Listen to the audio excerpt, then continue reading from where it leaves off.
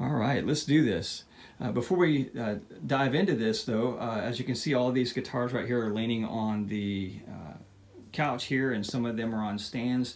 The reason for that is I don't keep many stands. I keep my guitars primarily in their cases when I'm not using them. So that's just how I roll. That's how I like to do it.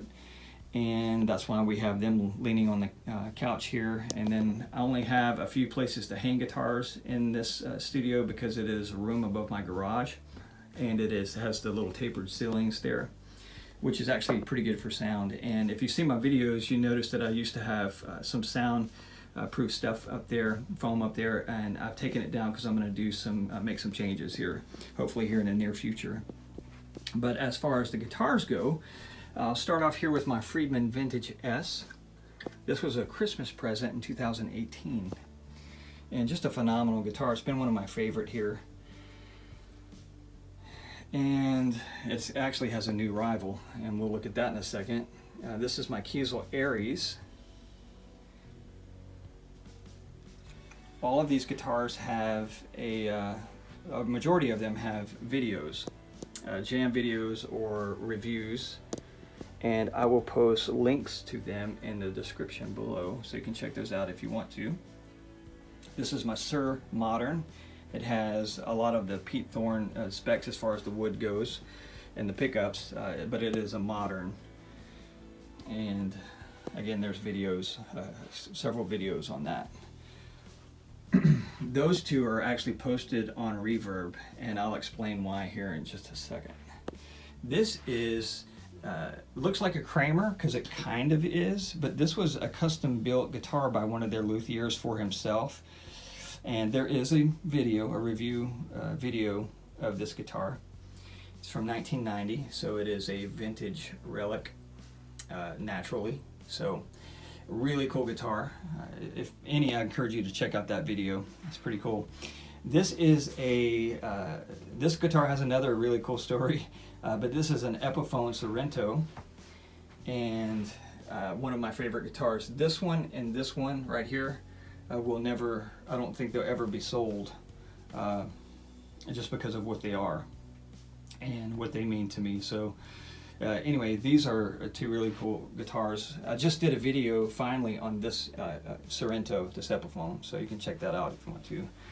Alright, so these right now, especially these two, the Les Paul and the Fender, there's the Kiesel there, but I'm going to skip over that one for now and talk about these two right here. These are my Cornerstone guitars now from my studio. Of course, it's a Fender Custom Shop Strat and a Gibson USA that has been customized. This is traditional.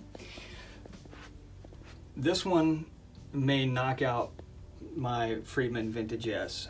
Not because it's so much better, it just has that, it's a Strat, it's the real deal, and it plays as good. It has a sound that vintage custom shop sound, I don't know. Likewise, this Les Paul is my rhythm and riff machine, and probably on most of my recordings. Those are the two Cornerstone guitars I have, man. So, yeah, there they are.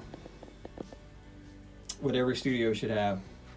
Now, here is a Kiesel Delos. This is one of the new ones. I just did a video on this guitar, and I actually was sharing the specs on this one because I was posting it to sell on Reverb, and instead I sold the other one I had that was a HSS version and decided just to keep this one. I spec'd this one out a lot, kind of like those two guitars. This is the hybrid of these two guitars right here, which is why I'm selling these two.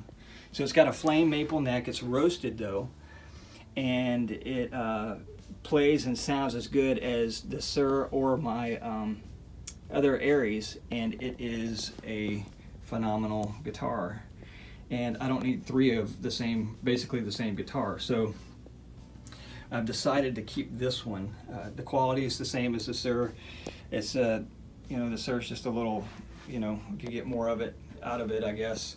But this one is a phenomenal guitar. If it never sells, then I'm fine with keeping it because both of these are just awesome guitars. I just don't really need 3 of them of this pretty much the same guitar. It has the same bridge as the Suhr, and I just really gelled with this one as well. All of these guitars are fantastic, and I love them all. I just this one is I'm going to choose this one over those 2.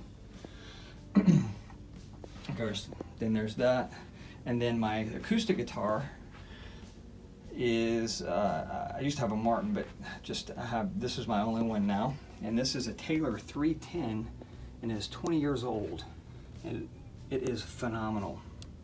Love it, and I've used it thoroughly, and I've been delicate with it, but it still has some wear on it right there. But it's a workhorse guitar, and as you can see, I have a Vox here. I have hardly ever used this amp. This is it was a backup amp that I had for a while and just never used it, and it's just been sitting here. I actually have it posted on Craigslist right now here in my town. So yeah, just wanted to keep it, but I'm not using it and haven't used it. So anyway, but that's my Taylor. And here are guitars, the guitars of my daughter. So the only reason I have these out is because these are guitars in my studio here. So my 10-year-old, as you can see, this is a left-handed guitar. She's a lefty. I'm actually ambidextrous, and her grandmother is, and her other grandmother was a left-hander. So she plays left-handed guitar and right-handed violin. And so got that one set up for her. I'm not a very good left-handed guitar player, by the way, but I can play a little bit there. And this is my 7-year-old. She just turned 7, and this is her guitar. And that single coil actually sounds pretty good. These are just cheap guitars I got off of Amazon and just kind of fixed them up. I do need to swap out these tuners here for her, but that single coil actually sounds pretty good. And she is, as you can see, decorated it all. I should do a video on some of these guitars. Play left-handed and play this one, do a jam video. But anyway, those are 2 of my daughter's guitars. My 3-year-old comes in and jams on that one too sometimes. This is my new bass, and it's a Kiesel jazz bass, 5-string. Has a roasted neck here and fretboard, and it has the new Delos headstock on it, and it also has the same neck heel joint as the Delos and the Aries, which is awesome. This is a freaking awesome bass. I'm a guitar player who plays bass. I'm not like a real bass player, but yeah, this thing's pretty amazing, and really liking it. Sounds superb. So I'm pretty pumped about that. And my old bass, I sold one of my basses, but this has been I've had this one for 12 years maybe, and it has a few upgrades. It is a very cheap Samic Indonesian bass, but it has some tweaks to it. And it was also initially set up by Doug Penix, the guy from King's X, lead singer and bass player for King's X, set up by his bass tech. He lives here in my town. So he set this up for me, and man, does this thing play good. It sounds okay. I have to EQ it a lot, but it does sound really good, especially in the right situation. So that's my 4-string bass. And then, of course, I have my keyboard here, the Yamaha. It's not a keyboard video, but guys, these are the guitars I have here in my studio. I have shrunk down to just these, and I will be hopefully getting rid of a couple of more as well here. So minimizing the guitars here in my studio, and just I used to have 25, so now I just have these here. And again, a lot of these have videos on YouTube, and I will post links in the description below, and you can check those out if you'd like. And I know many of you who are already subscribed have seen those videos. So, but anyway, these are the guitars. This is all I have left here in my studio.